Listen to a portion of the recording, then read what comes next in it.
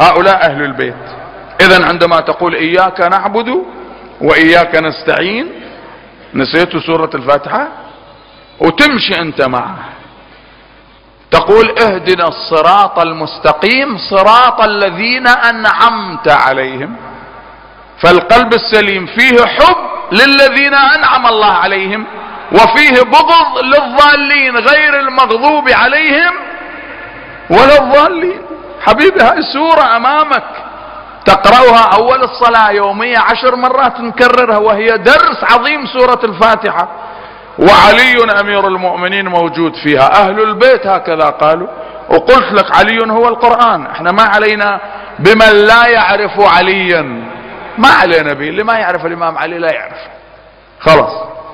خلي يشوف واحد يعبر الصراط هناك، لأن الإمام علي هو قسيم النار والجنة. لاحظ شلون؟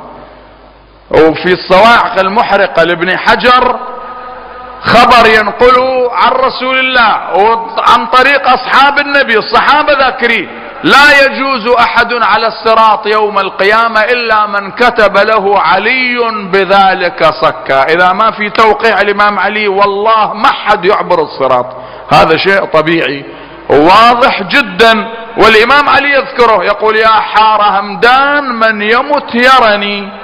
هذه قضية أيضا واضحة. فأين أنت يا أمير المؤمنين في سورة الفاتحة أم الكتاب؟ يقول الإمام الصادق ورسول الله يقول والإمام الباقر وأهل البيت: وإنه في أم الكتاب لدينا لعلي حكيم. وين أم الكتاب؟ سورة الفاتحة. وين علي بن أبي طالب موجود فيها؟ يقول في قوله تعالى: اهدنا الصراط المستقيم، فالصراط المستقيم هو علي أمير المؤمنين سلام الله عليه. الآن